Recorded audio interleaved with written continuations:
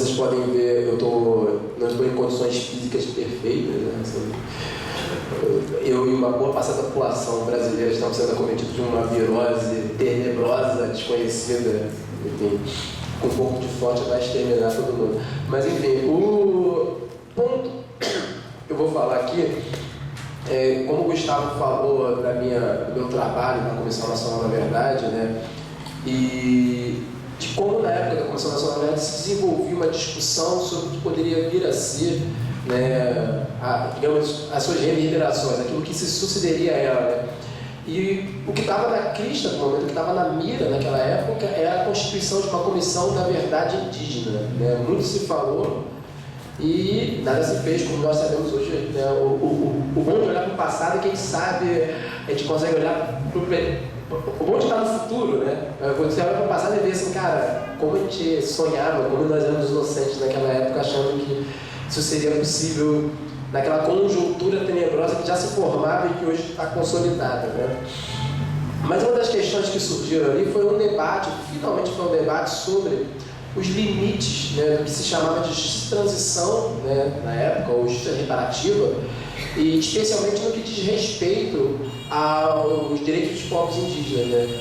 Muito se fala, o trânsito carioca é infernal, mas muito se fala sobre, por exemplo, como a Comissão Nacional da Verdade fracassou em diversos aspectos, e eu acho que sim, eu como um dos coordenadores do relatório final, eu afirmo isso, a Comissão Nacional em vários aspectos fracassou, só que foi justamente isso, um fracasso produtivo, né? Um fracasso importante, porque justamente esse fracasso foi necessário para delimitar e apontar novos caminhos, novos rumos. Um desses rumos exatamente sobre isso que eu vou falar no meu texto, que é justamente apontar como se deve, em alguma medida, se tratar o que seriam esses direitos indígenas, justiça de transição em relação aos povos indígenas.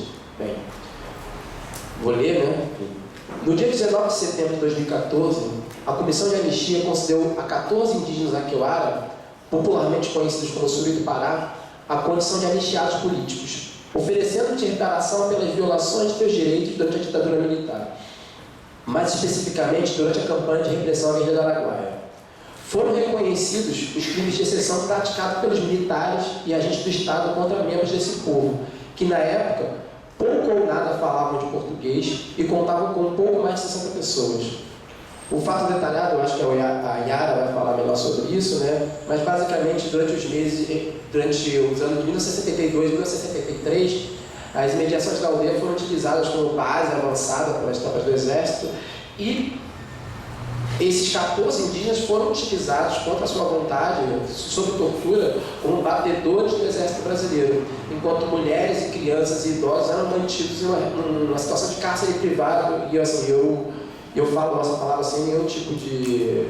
Eu faço a palavra com exato rigor, num campo de concentração avançado dentro da floresta amazônica, né? Porque foi isso que a aldeia se transformou naquele tempo.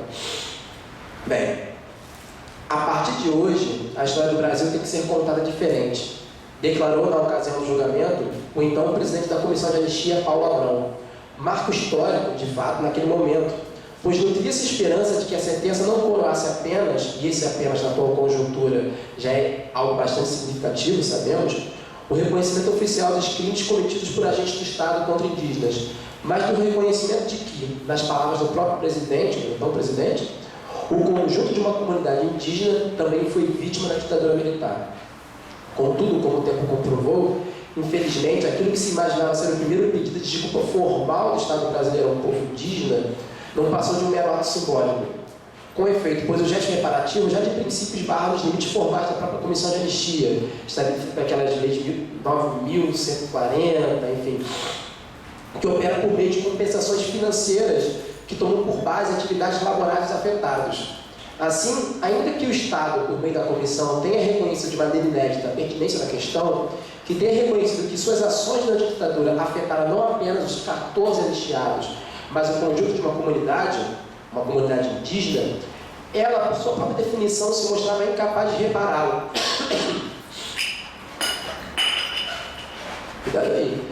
Ignorava-se, assim, a principal reivindicação dessa população, aquela que os próprios julgam, até hoje, ser a única forma de diminuir os danos causados pelo contato com o aparelho repressor e com o Estado.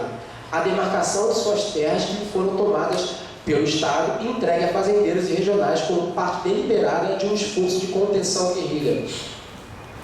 Com efeito, pois só a terra, afirmou os próprios Aquelara, seria capaz de lhes garantir o que fora tomado no passado. Algo que o dinheiro, né, que as compensações pecuniárias, que é isso, né, não são capazes de comprar. Como bem colocou o Hildo Russuí, meu amigo Chicão, né, neto de um dos anistiados, nós éramos da região do Rio Araguaia e agora o rio mais próximo fica a 70 quilômetros. Nós só conhecemos o rio pela televisão. Nós éramos canoeiros e hoje só conhecemos canoa pela televisão. Enfim, no lugar da tão almejada reparação coletiva, uma reparação por aquilo que eles sofreram e ainda sofrem enquanto povo, o Estado só foi capaz de oferecer um alento para o sofrimento individual. Nas palavras do próprio Inoru, a gente sofreu como índio, mas fomos julgados como brancos. Essa sentença, se me permite a utilização de um jargão clássico da antropologia, é um daqueles casos bons para se pensar.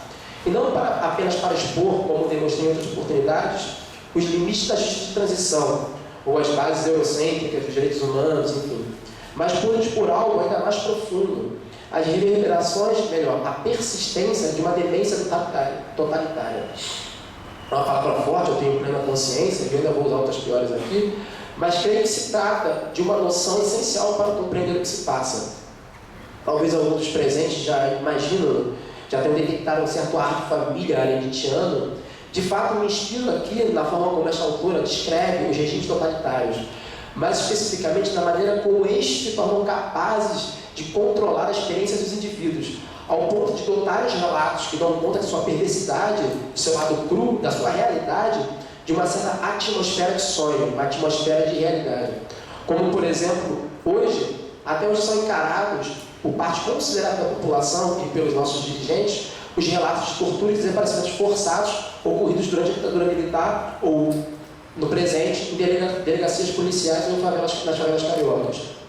O problema, diria, é que no que diz respeito às violações dos povos indígenas, a demência totalitária, essa atmosfera de realidade vai além.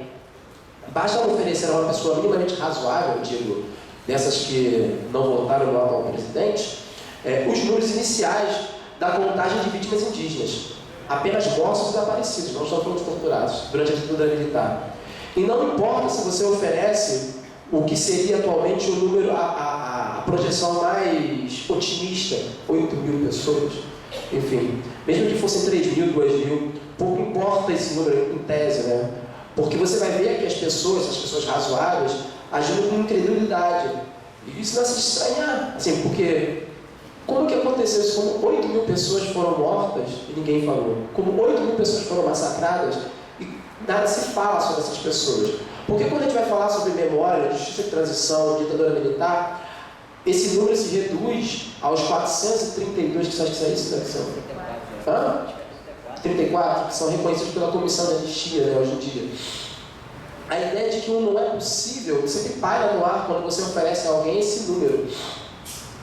Bem, o que me importa, né, é estabelecer uma relação disso, dessa incredulidade, essa demência totalitária, né, sobre o qual nos fala Hannett, e usando o caso dos meus amigos Aquelara.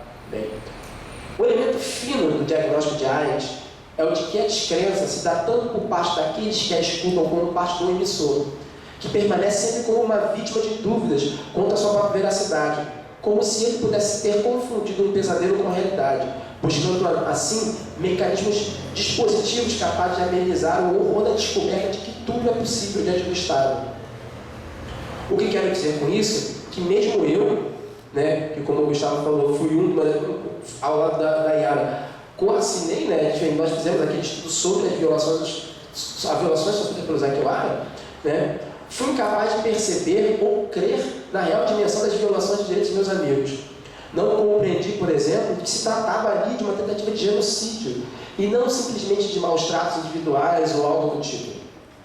Aqui quase um esforço católico de expiação da culpa, né? Enfim, não se trata de uma aproximação leviana desses conceitos. Não se trata de uma discussão de internet onde se ganha por meio da polêmica.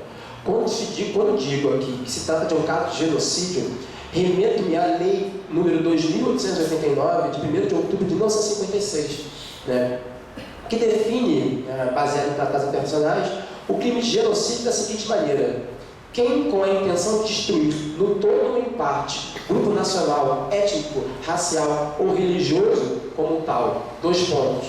A. Matar membros do grupo.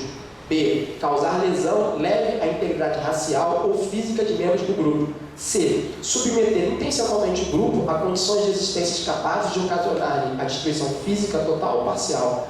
D. Adotar medidas a impedir os nascimentos no seio do grupo. E. Efetuar a transferência forçada de crianças do grupo para outro grupo, como aconteceu com os Gavião, né? Remeto-me, portanto, à lei e ao entendimento de juristas como Canedo e Fragoso, fazem dessa. Isso para limitarmos aos nossos conterrâneos, pois o exame de sentenças proferidas em tribunais internacionais nos forneceria um subsídio ainda maior para esse tipo de argumento. Argumento que começa pela compreensão de que a repressão policial e social aos povos indígenas durante a ditadura militar não apenas foi ampla e letal, mas que não se tratou, como sempre foi erroneamente difundido, de um mero efeito colateral da repressão política aos movimentos de esquerda ou como uma consequência natural, inevitável do desenvolvimento nacional. Sabe-se hoje, por meio de documentos e relatos, tanto dos atingidos quanto de ex-agentes do Estado, que essa operação repressiva multifacetada foi deliberadamente orquestrada para desarticular qualquer resistência que esses povos pudessem oferecer ao projeto político do Estado. Com efeito, pois na perspectiva do Estado, os povos indígenas eram opositores políticos per se. E sua mera existência, o seu conjunto comunitário, para nos remetermos à sentença do Zé Quioara, representava uma resistência ao projeto nacional do regime de então e ao regime atual. E por esta razão, as bases de sua mobilização coletiva foram atacadas. Por esse motivo, alguns desses foram presos, torturados, mortos, vítimas de desaparecimento forçado, e aqui voltamos à lei. Suas populações foram expostas a, cito, condições de existências capazes de ocasionar a destruição física total ou parcial. Com outras palavras, as violações perpetradas contra os indígenas são indissociáveis de sua condição étnica, e isso em todos os sentidos. Permita-me aqui recorrer a outros exemplos para que fique mais claro. Em 1968, o governo militar determinou a invasão do território Waimiri-Atuari, também conhecido como Quinhã, para garantir a construção da rodovia BR-174, Manaus-Boa Vista. Os Waimiri-Atuari foram massacrados, bombardeados por avião da FAB, por resistir aos avanços do Estado sobre suas terras originárias, que, segundo a Constituição da época, já lhes seriam de direito. Foram massacrados por resistir à perspectiva assimilacionista do governo de então, que os compreendia como uma categoria social transitória. Com outras palavras, foram massacrados por não se submeterem à chamada política de pacificação. Não obstante, indícios coletados pelo Comitê Estadual de Direito à Verdade, à Memória e à Justiça do Amazonas, expostos no relatório O Genocídio do Povo Waimiri-Atuari, apontam que a condição étnica desse povo, a condição étnica de verdade dos Waimiri, não apenas motivou os ataques, como os condicionou. Tudo indica que o exército brasileiro se utilizou de um parco conhecimento sobre a vida dos Waimiri para maximizar a eficiência de sua ofensiva, que atacavam, por exemplo, quando esses estavam reunidos após caçados ou para rituais. Talvez esse seja um dos casos mais emblemáticos de genocídio do povo indígena na história recente do Brasil, mas nem de longe é o único, pois os casos se multiplicam se levarmos em conta que, na maioria das vezes, o genocídio não corresponde ao massacre direto de uma população. Nos termos da lei, lembra, genocídio corresponderia também a submeter intencionalmente o grupo a condições de existência capazes de ocasionar a destruição física total ou parcial. Enquadram-se aqui os casos em que agentes do governo, sob as ordens diretas de seus superiores, forçaram deliberadamente o contato com grupos de frágil condição epidemiológica, muitas vezes apenas para garantir o sucesso de empreendimentos econômicos, público-privados, como ocorreu com diversas etnias durante a abertura da Transamazônica em meados da década de 70. Na ocasião, uma das etnias afetadas, os Arauaté do Pará, chegou a perder 36% de sua população vitimada por uma gripe. Números, diga-se de passagem, costumam aparecer em nossas monografias, digo, como um etnólogo aqui, de maneira natural, quase como se fossem índices pluviométricos, né? Para se ter uma ideia da naturalização do processo, na época existiam manuais que estabeleciam taxas aceitáveis, normais de morte durante o contato. Mas, dados os limites dessa apresentação, não posso me deter sobre isso, sobretudo por aqui nos deparamos com um aspecto fundamental do entendimento que determinados juristas fazem do genocídio, que o Estado pode ser responsabilizado mesmo pelos casos onde o ato não foi perpetrado pela ação direta de seus agentes. E, para tanto, sequer precisaríamos recorrer ao entendimento do direito internacional de que nesse tipo de crime deve ser utilizado a teoria do domínio da organização, que ficou muito famosa aqui no Brasil durante o caso do julgamento do Mensalão, por exemplo. Bastaria uma rápida inspeção dos casos de violações para compreender que, ora ela ocorre por omissão do Estado, ora por meio da ação de um conluio de forças estatais e privadas. Em diversas ocasiões, o Estado não apenas se omitiu na garantia do direito dessas populações, como incitou diretamente a ocupação de suas terras, e assim submetendo seus ocupantes a condições de existência capazes de ocasionar a destruição física total ou parcial. Aqui atingimos novamente o caso Aquioara. A ocupação de suas terras e a exposição destes a toda sorte de intempérie ocasionada pelo contato intenso com a sociedade envolvente. Contudo, creio que seja melhor citarmos outros, e tais casos são inúmeros. Por exemplo, em 1968, esse ano é um ano bem emblemático desse tipo de violação, o governo federal adotou uma política de estímulo de projetos agropecuários em uma região sabidamente ocupada por indígenas da Biquara, Mamaindê, né, o Vale do Guaporé e Rondônia. A FUNAI, então sob a direção do general Bandeira de Mello, e enfim, era a parte fundamental dessa política, né, melhor desse esquema, porque cabia a ela emitir a documentação oficial que negava a presença de indígenas na região, as chamadas certidões negativas, necessárias, fundamentais, para que os agropecuaristas não apenas pudessem ocupar a região, mas como também pudessem acessar os recursos federais da Sudã. Como resultado direto dessa política de incentivo, os Nambiquara foram acometidos de uma gripe, de epidemias de gripe, malária, uma epidemia de sarampo nessa época, chegou a dizimar toda a população com menos de 15 anos. Não obstante, a pequena parcela de sobreviventes, além de serem continuamente atacados pelos fazendeiros, tiveram suas roças bombardeadas com o desfolhante Tordon 55BR, popularmente conhecido como agente laranja. Aquele mesmo que foi usado durante o Vietnã e teve consequências genéticas terríveis, enfim. Creio que meu argumento seja claro. Infelizmente, devido ao tempo, né, não vai dar para tocar no outro respeito do que diz respeito aos casos de etnocídio, enfim, e de como o próprio etnocídio se enquadra como uma reverberação do genocídio, né? É um segundo momento dessa máquina de destruição, que seria a assimilação forçada do que restou dessas populações, né? Enfim, não vou poder tocar nesse assunto. Mas o que me importa, por hora, é a reflexão de que a tarefa, né, de que se falar sobre justiça e transição de direitos indígenas, né, traz consigo um efeito de se envergonhar, né, um envergonhamento e um enfrentamento dessa tendência totalitária que nos aflige. E, para tanto, dependemos dessa operação pragmática que considera esses eventos um nome. Afinal, nomear, como oportunamente nos lembra Stan Harris, sobre a importância desse ato, atribui àquilo que se nomeia o poder de nos fazer sentir e pensar o que o nome suscita. O nome nos afeta, nos torna afetáveis, e só assim, e por meio dele, podemos resistir ao chamado colapso do mundo promovido pelo totalitarismo.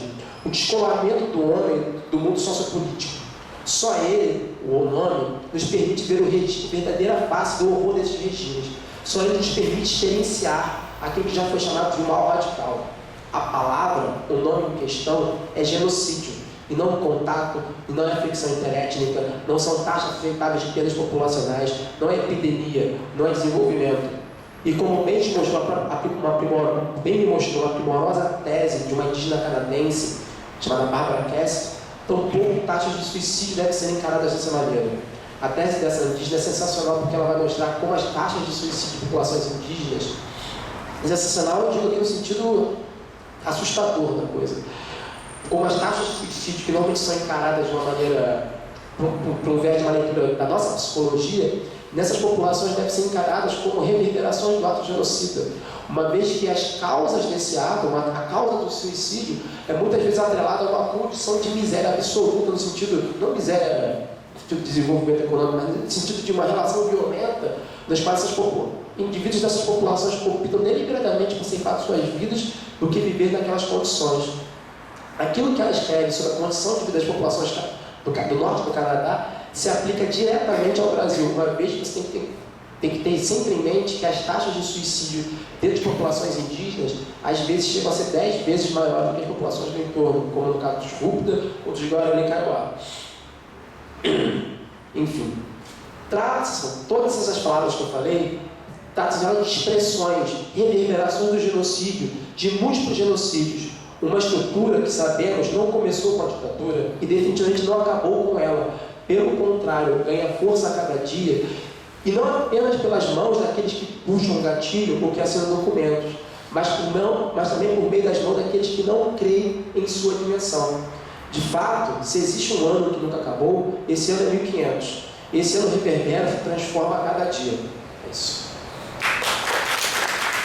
Boa tarde a todos, todas. Obrigada pelo convite, Zé Sérgio, Luciana, Virna, Lucas, Felipe, por mais uma oportunidade de estar aqui no colégio, onde a gente esteve há 5 anos atrás, em maio de 2014, num outro ciclo que tratava dos 50 anos do golpe. E a gente estava numa mesa e começamos então a tratar de um caso no qual a gente estava muito envolvido na época, que é o do Suruí Aquebara, que o Orlando começou a tratar, e a guerrilha do Araguaia.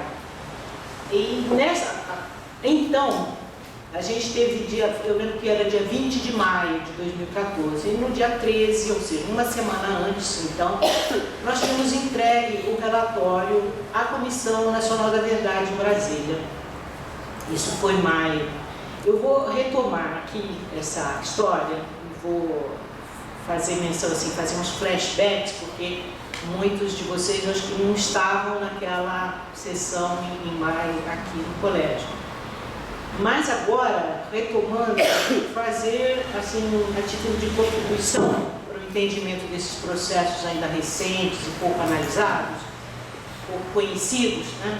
E umas observações acerca dos sentidos da reparação, né, como um dos mecanismos da chamada justiça de transição e os seus desdobramentos ao tratar, então, do caso do Suruí, que habitam lá a terra indígena Sororó, no sudeste do Pará, entre os municípios de Brejo Grande do Araguaia, Marabá, São Geraldo do Araguaia, no sudeste, bem ali do Bico do Papagaio.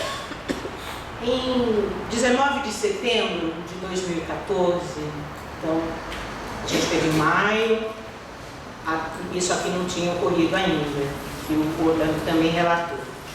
Em sessão pública especial, na 87ª Caravana da Anistia, realizada no Salão Negro do Ministério da Justiça em Brasília, com a presença de 5 representantes Suruí Aquebara, depois de 5 exaustivas horas com os 10 conselheiros da Comissão de Anistia, era a sessão de julgamento dos processos públicos, julgamento, receberam um pedido formal de desculpas do Estado brasileiro por terem sido obrigados por integrantes das Forças Armadas a servir como guias na mata durante a repressão ao movimento guerrilheiro do Araguaia.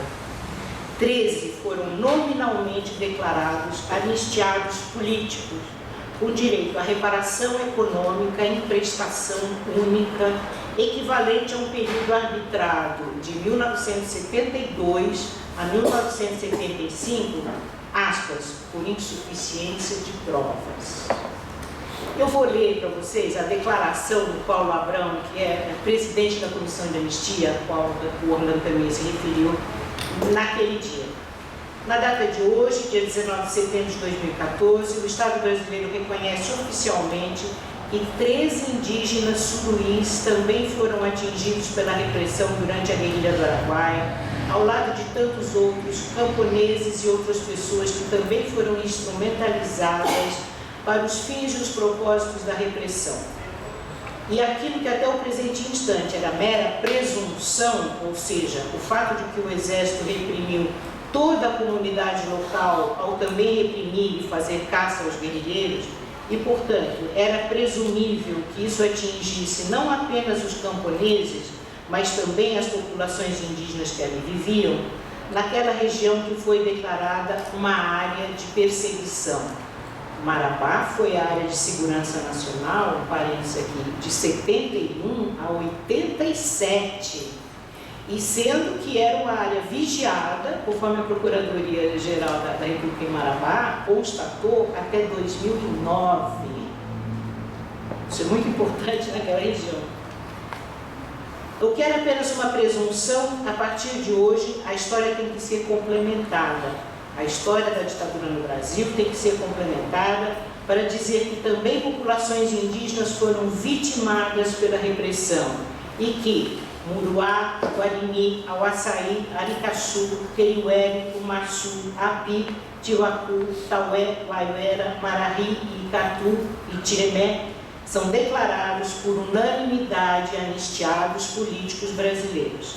Eu peço a vocês que aqui estão, que levem para essas pessoas lá para a aldeia, que o Estado brasileiro, a partir de hoje, formaliza o pedido de desculpas oficiais em nome de cada uma dessas pessoas e a vocês pelo sofrimento, pelas persecuções, pela repressão aos quais vocês também foram atingidos e conferido uma reparação econômica nos termos do voto do relator. Nossas mais justas homenagens, muito obrigado pela presença de vocês e muito obrigado fundamentalmente por terem lutado durante todo esse tempo em busca da construção da verdade, da resistência e na insistência de que essa história pudesse ser devidamente registrada nos autos da nossa memória sobre as violações do passado. Muito obrigado às nossas mais justas homenagens. Então, esse foi o desfecho, né, de 13 processos individuais voltados para a reparação por danos materiais e culturais causados ao Surya Guevara durante o regime autoritário. 10 desses processos tinham tido ingresso na Comissão de Anistia em fins de 2010, ou seja, no ano da lei posta em prática, né, a Comissão de Anistia começando a funcionar, por iniciativa de integrantes do Grupo de Apoio aos Familiares dos Desaparecidos do Araguaia, com sede ali na vizinhança, em São Domingos do Araguaia. Outros 3 processos foram acrescentados por nós para as mulheres que tinham perdido filhos por abortos ou natimortos ou marido. Embora nominais, foram processos que terminaram sendo tratados de modo conjunto, mas não coletivo, por força da lei, como se definiu, até um pouco ironicamente, o presidente da Comissão de Anistia, a uma comitiva itilara, por ocasião de uma visita que realizamos no mesmo dia da entrega do relatório da Comissão Nacional da Verdade, em maio de 2014. Com uma certa ironia, ele afirmou: para tratar de casos danos coletivos, é preciso mudar a lei. Ele se referia à lei de anistia de 79.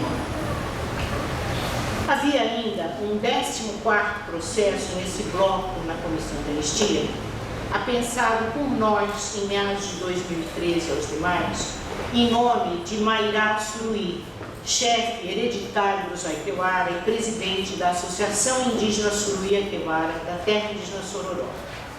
O objeto desse processo era justamente a reparação coletiva, uma vez que todos os integrantes da sociedade Aquewara vêm, até o presente, sofrendo as consequências das violações cometidas, sobretudo em relação à questão territorial que permaneceu irresolvida no decorrer desses 40 anos. Peguei um pouquinho a história da demarcação dessa terra indígena Sororó, que foi demarcada através da FUNAI, um processo claramente fraudulento, denunciado à época, e demarcou em 1977 um território exíguo de 26 mil hectares que excluía porções significativas, antigas aldeias, cemitérios, depósitos de argila, mas, sobretudo, castanhais, que eram disputados pelos chefes políticos locais.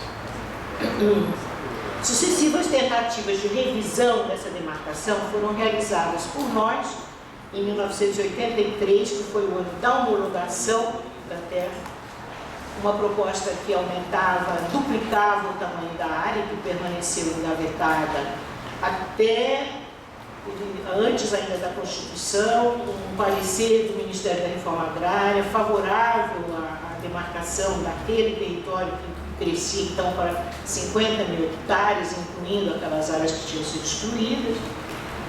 E mais tarde, provocados pelo Ministério Público, em 96, um novo grupo de trabalho foi instituído pela FUNAI para fazer uma nova identificação daquela área pleiteada. E esse processo de 96, no dia dessa sessão da comitiva, da caravana da anistia, no dia da anistia, o processo, a gente tinha certeza, ele estava na mesa do ministro da Justiça, o senhor José Eduardo Cardoso, para ter a portaria declaratória assinada, todas as exigências cumpridas, os contraditórios, tudo certo. Uma desavença entre o presidente da Comissão de Anistia e o ministro engavetou o processo outra vez. Ou seja, ele saiu de cima da mesa, foi para a gaveta e outras gavetas, e até hoje ele continua paralisado. Então, depois de 40 anos, para o Zé Quebrada, a oportunidade de passar limpo a história recente e tornar pública a verdade resultou em grande medida de um efeito demonstração, ou seja, da anistia política e, sobretudo, da reparação econômica concedida a alguns de seus vizinhos camponeses. Agora aqui eu entro numa questão que é difícil arriscar. Quando o silêncio de 4 décadas começou a ser rompido por muitos habitantes daquela região. Como eu falei, Marabá foi área de segurança nacional de 71 a 87 e o medo de falar sobre os fatos, tanto era imposto pelo Estado, né, que impediu a divulgação, que os fatos da guerrilha do Araguaia só foram conhecidos em 78. Essa foi a primeira publicação que a gente fez em São Paulo, que os índios aparecem, e a primeira publicação, antes do Estadão, do Estado de São Paulo ainda, publicar sobre a guerrilha do Araguaia. Então, foi um fato silenciado, né? Hoje, os Aiguara são em torno de 500 pessoas. Na época, eles eram... Não, eles eram entre 40... pouco mais de 40 pessoas, né? O Orlando falou em 60, mas acho que menos ainda, porque cabia, eu estive lá, pela primeira vez eu fui ao Sororó, ainda tinha cheiro de pólvora e sangue no ar, né? Julho de 75, as Forças Armadas estavam na região, a gente não andava 1 quilômetro sem ter toda a bagagem revistada, ser revistado e inquirido na beira da estrada, o que você está fazendo aqui, então, vejo que nesses 40 anos, de 40 pessoas, são 500, nesse território exíguo, lutando ali bravamente para sobreviver. A partir de 2015, quando eles receberam, então, as indenizações, como anistiados, eles formaram, eram 2 aldeias, eles formaram outras 4 aldeias e retomaram um padrão de sociabilidade tupi, que o outro conhece bem, que as famílias extensas se distanciam umas das outras e passaram a ocupar os limites mais setentrionais do território, descentralizando então a ocupação, que eram todas, havia só 2 aldeias, e eles passaram a ocupar a área, o interior da terra indígena. Essa terra indígena está localizada numa área de processo de desertificação intenso. os intensos desmatamentos, né, a ocupação desenfreada, primeiro dos castanhais, a derrubada dos castanhais por incendios que se tornaram pastagens, as nascentes desmatadas, a desertificação é um processo crescente, né? Essa terra foi atravessada em sua porção leste por uma estrada, onde havia uma picada em 1972 para a penetração das tropas da região, em que foram, cálculos são impressionantes, foram mobilizados de 3 a 10 mil, né, soldados para combater 70 guerreiros. Para a penetração na mata, era uma picada, era uma estradinha para burro, pessoas caminhando, poucos moradores, que ligava Marabá de um lado e São Geraldo do Araguaia de outro.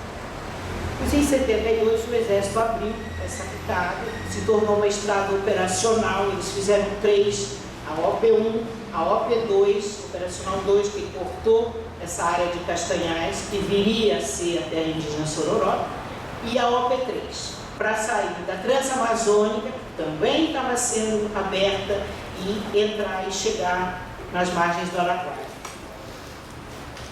Na década de 80, essa estrada foi ampliada, estadualizada, se tornou PA 153, tendo sido pavimentada e federalizada nos anos 90, o que tornou a terra indígena mais vulnerável a incêndios criminosos, invasões, esconderijos de assaltantes, atropelamentos e em cujas margens são abandonados toda sorte de dejetos contaminantes, restos de frigoríficos, medicamentos vencidos e cadáveres abandonados à beira da estrada.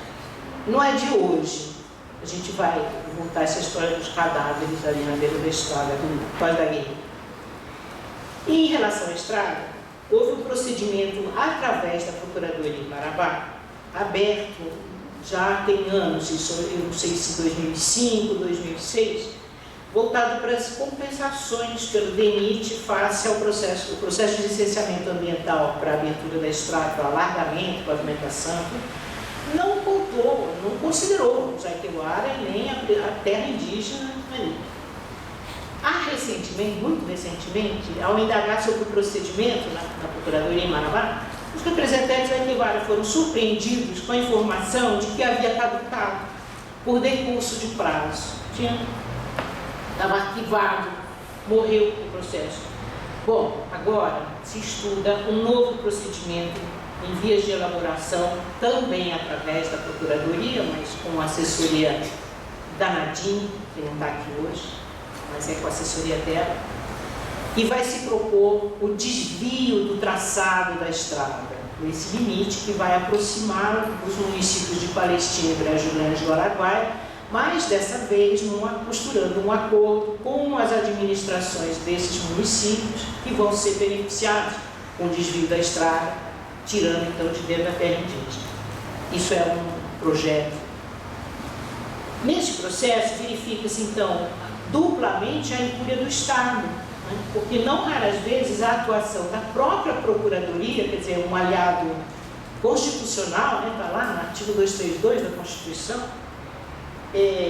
se omite ou faz vista grossa, tem uma rotatividade muito grande dos procuradores em Marabá, quando eles começam a se inteirar da situação, dos quadros de inúmeros conflitos, de muitos casos complicados, eles são substituídos. Então, paradoxalmente, né, tudo leva a crer que a judicialização provocada pelo MPF desponte como uma possibilidade efetiva de tratar os casos de reparação das violações cometidas, incompletas ou inexistentes, de modo coletivo e qualificado, face à responsabilização do Estado, do próprio Estado, pelas violações cometidas. Tem um grupo de trabalho, esteve aqui neste ciclo um procurador que trabalha nesse grupo de trabalho, criado no MPF, que trata atualmente de várias ações dessas coletivas, então um modo, né, de se criar jurisprudência para tratar desses casos. E como o caso do Zaiquewara foi o primeiro, embora não, como a gente fala, não coletiva, mas de um povo indígena que foi tratado em conjunto, os processos eram todos iguais. Eu vou detalhar um pouquinho para vocês essa trajetória desses processos. Em dezembro de 72, a FUNAI tinha instalado um posto indígena com 2 servidores no meio daqueles castanhais para deliberadamente dar apoio logístico às operações da repressão. E fixaram ali entre 71 e 74 as suas bases operacionais em pleno território indígena. Eles se preparavam para a realização do ritual do Caruara quando foram então surpreendidos pela chegada dos militares, pela invasão do território e instalação de um acampamento do exército a 100 metros da aldeia, onde tinha uma pista de pouso aberta pelo missionário dominicano que conviveu com eles ali desde o contato 57 por muitos anos, e com a chegada da FUNAI ele se afastou mesmo porque vinha sendo muito perseguido pelas forças repressivas, dado o estreito relacionamento desse missionário, Frei Gil Gomes Leitão, com o povo da mata, como eram chamados os guerrilheiros na região. Então, como o Orlando mencionou, né, quase todos os homens adultos do grupo foram forçadamente arregimentados em duplas pelos servidores da FUNAI com a finalidade de servir de guias no interior do território, na caça aos terroristas.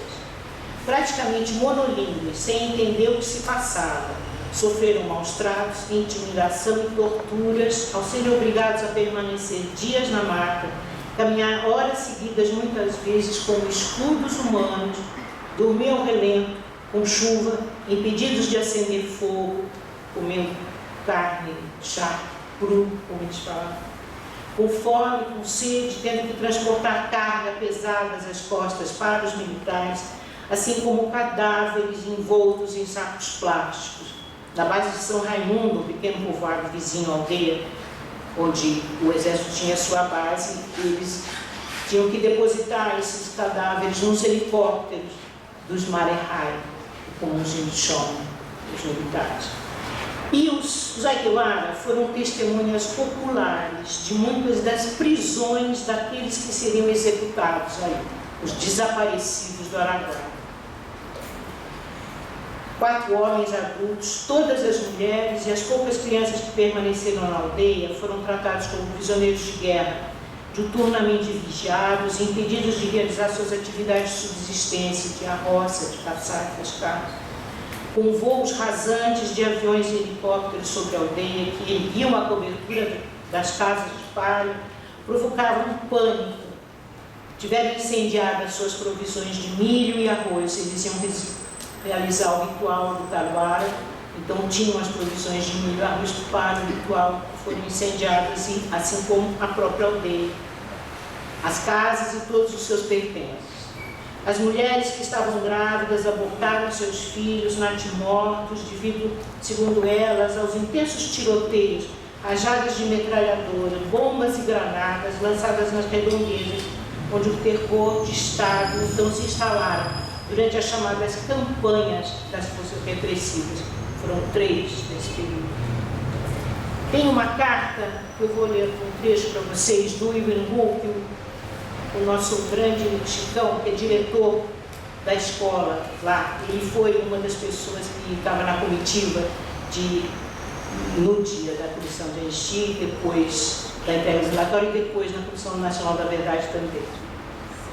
Nós, Zaiquewara, povo tupi-guarani, conhecido também como Sul do Pará, esperamos 40 anos para que o Estado brasileiro reconhecesse a violência sofrida por nós, dentro e fora de casa, sem saber o porquê da presença daqueles homens fardados na aldeia para caçar pessoas. Pergunta que eles próprios, nossos pais e avós, se faziam.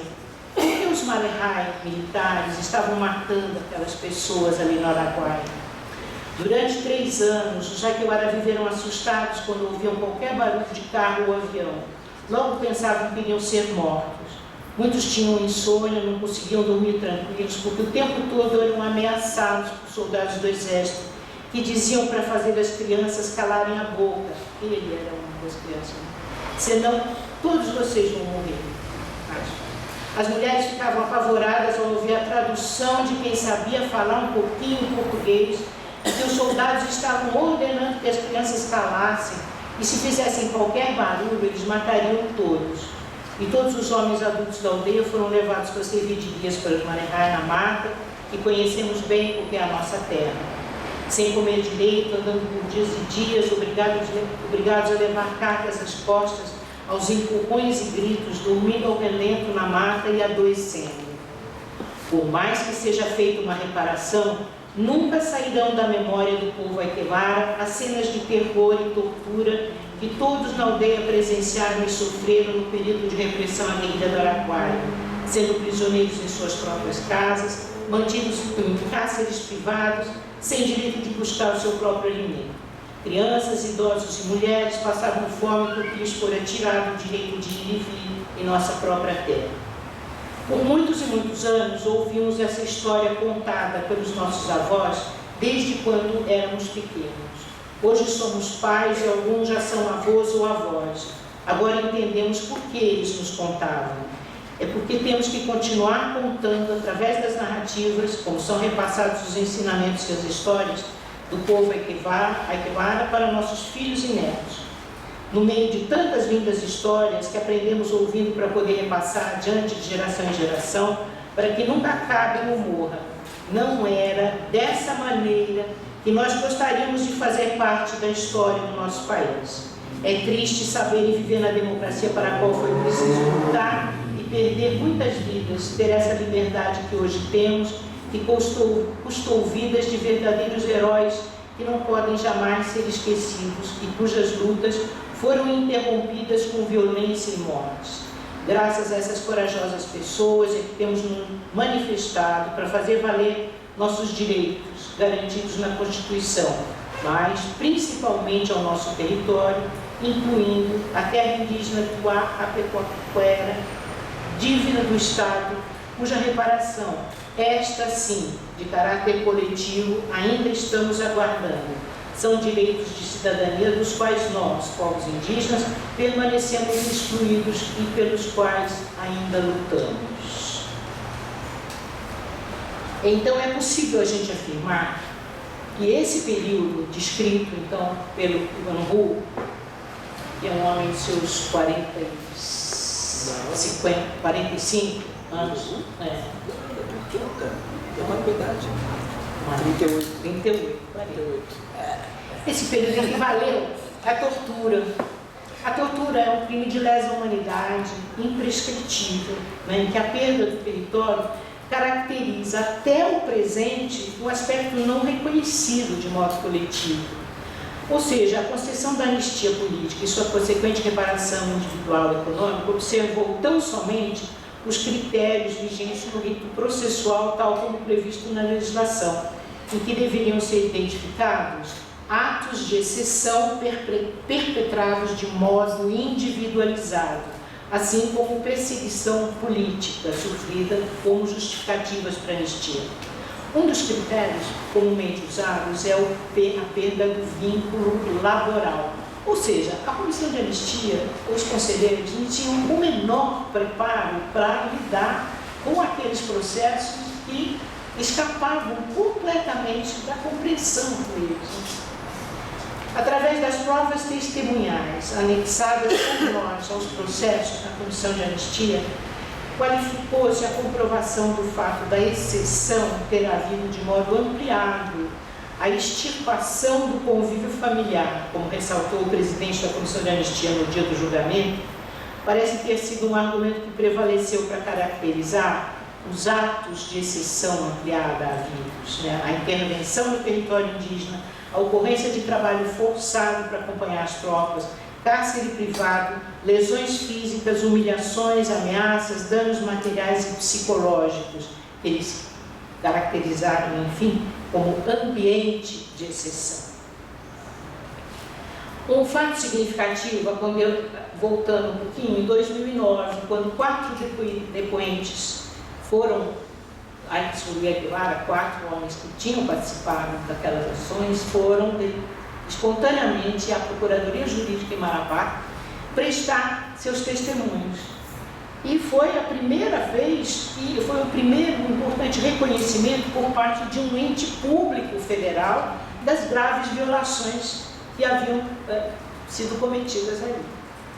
Com a instituição da Comissão de Anistia no final de 2010, houve então o ingresso daqueles 10 processos individuais, através lá do pessoal do grupo de apoio aos familiares dos desaparecidos de São Domingos. A história do silêncio, foi possível então começar a romper o silêncio, que era, como eu falei, imposto pelo Estado durante o regime autoritário em toda a região, mas houve também o silêncio do trauma. O trauma que é individual, mas aí no caso é coletivo também, né? E como só muito recentemente é que esse componente vem sendo um subsídio aos processos em curso através desse grupo de trabalho no MPF, o trauma coletivo, o medo de morrer, né? Quando a gente colheu os depoimentos, o Orlando fazia a câmera e a tradução, a Manaída fazia o áudio, e a gente fez o registro muito detalhado desse material em vídeo, desses depoimentos, esse material preciosíssimo. O Orlando tem uma cópia na aldeia, uma cópia foi entregue à Secretaria Especial de Direitos Humanos da Presidência da República, e eu chego lá, então, em 2013. Em 2010, ainda, a gente teve a sentença proferida pela Corte Interamericana de Direitos Humanos no chamado caso Gomes Lund, que é o caso Guerrilha do Araguaia, como ficou conhecido, né, na literatura, um dos paradigmas da mobilização do direito de transição na luta contra a ditadura no Brasil. Essa sentença tinha uma outra ação ordinária datada lá de 2003 com o mesmo objeto, né? Reparar aos familiares, uma das medidas reparatórias dessa ação, dessas condenações, era a localização dos corpos dos guerrilheiros mortos por agentes do Estado. Isso implicava em novas buscas de cemitérios clandestinos, inclusive no interior da terra indígena Sororó, situada no epicentro da repressão ao movimento guerrilheiro. Além da necessidade de um estudo específico, quando houve essa sentença condenatória, o Brasil já tinha um grupo de trabalho Tocantins, formado lá em 2007, que se transformou, era só o Ministério da Defesa, que fazia parte. Em 2010, depois da sentença, ele foi transformado no Grupo de Trabalho Araguaia.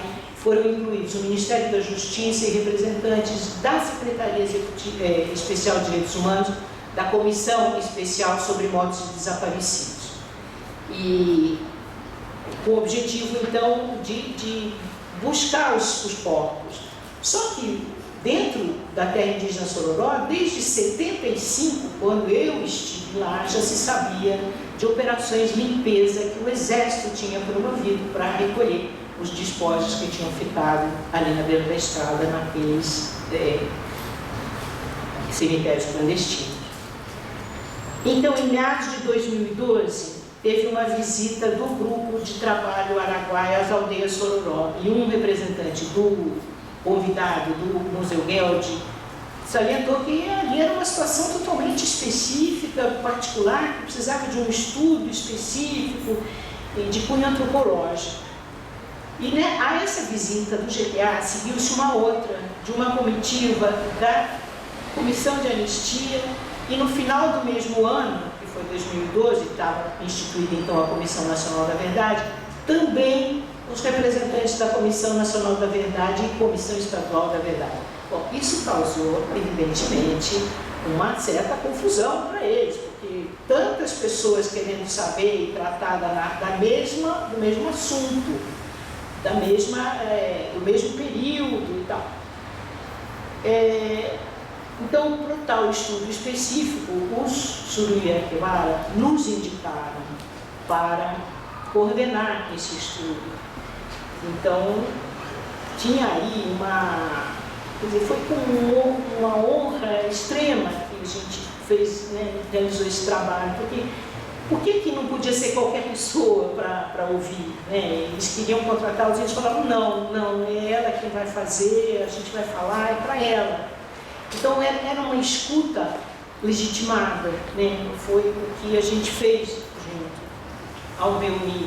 Então, em junho de 2013, nós fizemos esses... Não, em junho, porque no início de 2013 a Comissão de Anistia me passou os 10 processos. Eu tive a carga dos processos todos, dos 10 processos. Era uma coisa incrível. Eram absolutamente iguais, só mudava o nome na capa, por dentro não tinha nada. A vice-presidente da Comissão de Anistia falou, se eles forem assim a julgamento, eles não estão instruídos, eles vão ser indeferidos, eles precisam ser qualificados. Então, de posse de todo esse material, a gente transcreveu, copiou, colocou em cada processo, acrescemos mais 4 processos, e assim eles foram então tratados em bloco. Tinha uma coisa que inacreditável tinha nesse processo, eu nunca consegui saber como. Anotações minhas, pessoais, manuscritas, com os nomes das pessoas, praticamente toda a população aquilana. Eu não sei como isso foi parar nos processos da Comissão de Anistia no Brasil. Mas, enfim, entre 2012 e 2013, a gente produziu 3 relatórios circunstanciados, porque serviram para o Brasil responder à Corte Interamericana, foram enviados para lá, assim como os testemunhos, né, em vídeo e transcritos. Em agosto de 2013, um relatório especial foi entregue à Comissão de Anistia, com as provas testemunhais, então, detalhando as violações cometidas por agentes do Estado. 2 meses depois, foi organizada, então, a expedição do GTA para fazer a nova escavação, que dessa vez eles achavam que era uma grande diferença em relação à ditadura, e havia mesmo, porque era uma escavação autorizada e acompanhada pelos Aiquelara. Então estavam representantes dos familiares dos desaparecidos, dos 3 ministérios, os legistas e os caras do exército de Marabá fazendo uma barreira na frente do local. Então era uma situação totalmente insólita. Foram encontrados com muita comoção. A Nadine estava coordenando essa missão, esse dia, pela Comissão sobre Mortos e Desaparecidos, que ela era membro do GTA. Foram encontrados, sim, plástico preto, pedaços de plástico que eles envolviam os cadáveres, botões de roupa e 2 molares. E esse material, então, foi encaminhado para a análise de DNA, juntando-se as 25 ossadas, fragmentos que foram encontrados durante todo o trabalho do GTA, até o presente, dos quais apenas 2 foram efetivamente identificadas e entregues aos familiares. O mesmo relatório entregue à Comissão de Anistia foi revisado por esses professores, que acompanharam o trabalho do registro, e foi entregue à Comissão Nacional da Verdade em maio de 2014, em Brasília, por uma comitiva. Com o empenho do antropólogo que trabalhava na FUNAI Marabá, novos processos para dar conta de todas as pessoas. Já que é individual, então vamos fazer novos processos encaminhados à Comissão de Anistia em 2015 para todos os outros que não tinham sido incluídos. Esses processos estão lá tramitando. Sabe-se o que vai acontecer. Essa história não termina aqui. Em final de 14, através da presidente, então, do grupo Tortura Nunca Mais aqui do Rio, a Vitória Borges, a gente tomou conhecimento de uma carta precatória datada de 3 de março de 2010, no registro de uma audiência em que um tenente-coronel e teve participação ativa na repressão à guerrilha, ele foi o braço direito do Major Curió, foi ouvido como testemunha do Estado no chamado caso Gomes Londe e outros. E nesse depoimento, prestado em tom jocoso, que poderia levar à eventual criminalização do depoente caso prestasse falso testemunho, conforme foi observado pela juíza da 29ª Vara Federal do Rio, o tenente-coronel acusou reiteradamente os índios Suruí pela decapitação dos guerrilheiros. Eu vou ler para vocês. O depoimento dele, que quanto às fotos das cabeças de pessoas decapitadas, estas se devem à ação dos índios Suruís, que deixaram as cabeças na pista de pouso de Xambiuá, que não acredita que nenhum militar tenha decapitado pessoas ou cortado dedos dos corpos, que não sabe o destino dado aos corpos dos decapitados pelos índios, que esteve na base de operações anti-guerrilha do Exército em Xambiuá, onde ficava o acampamento da tropa e a pista de pouso, que os índios também frequentavam a área, com a promessa de recompensa por cabeça apresentada. Os Suruí Aitevara repudiam veementemente essas declarações prestadas em juízo pela testemunha, por se tratar de calúnia e difamação insidiosas, que impuseram o estigma com o qual conviveram por mais de 4 décadas na região do Baixo Araguaia. No contexto da memória, da verdade, da justiça de transição, o desdobramento de ações reparatórias, aí o grupo de trabalho, o IFF, são pretendidas agora por eles para a responsabilização dos agentes de Estado pelas consequências das violações de direitos sofridos. Quer dizer, não é a lei de anistia mais que vai impedir que essa responsabilização, isso com o apoio do Ministério Público em Belém, que apoia totalmente essa ação. São 2 ações, na verdade, né, por danos coletivos, morais e psicológicos, com provas testemunhais contra o tenente-coronel, que está vivo, que não vai ser como Ustra, que vai ser condenado depois da morte, mas esse tenente-coronel está vivo. E com o pedido de indenizações, que está em discussão, que é uma discussão que a gente leva na aldeia, e esse caso Anadinho é muito importante. Eles chamaram a Nadine para ser acompanhada, para ser advogada deles nesse caso. Porque a gente não conseguiu nenhum advogado. Ninguém que quisesse, quer dizer, o advogado da Comissão Pastoral da Terra em Marabá, ele está muito sobrecarregado e vigiado, vive com proteção permanente, porque é muito ameaçado. Então, não seria o caso do Batista ter mais essa ação para tratar. E uma outra ação por danos coletivos territoriais contra a própria União, por ter engavetado esse processo de demarcação desse território durante tanto tempo e promovido essa devastação com projetos de assentamento, com a arrecadação da terra indígena, que todo mundo sabe que é terra indígena, para projetos de assentamento pelo GETAT, que era o Grupo Executivo de Tocantins Araguaia Tocantins, ainda no final da ditadura e depois pelo INPE. Mas essa área pretendida por eles vem sendo objeto agora de um processo de reconcentração fundiária por grileiros que estão comprando os lotes e reconcentrando então a terra naquela região. Nessas últimas estadas nossas construídas, uma vez por ano, 2, a gente volta e retoma esses processos, essas conversas todas. Vem se discutindo então esse caráter complementar da reparação econômica e simbólica recebida com a anistia em setembro de 2014. E também essa anistia está sendo, a gente soube recentemente, que está sendo um advogado que nos colaborou com a gente na época, no relatório da Comissão de Anistia, um pedido de revisão em relação ao período arbitrado. Como falta de provas, por que só até 75, se toda a reparação econômica é concedida até 88? O que é isso? É racismo jurídico? O que é? Porque são os índios que sofrem até agora as consequências, né, das violações.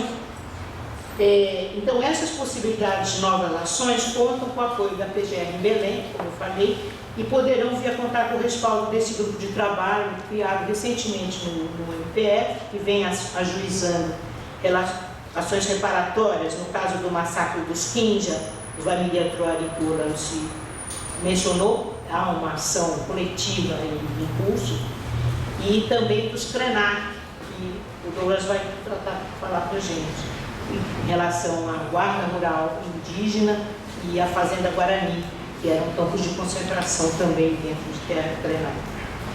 Então, esses casos todos, inaugurados pela essa ação, esses processos dos Aituara individuais, eles suscitaram, né, foram começos, na verdade, de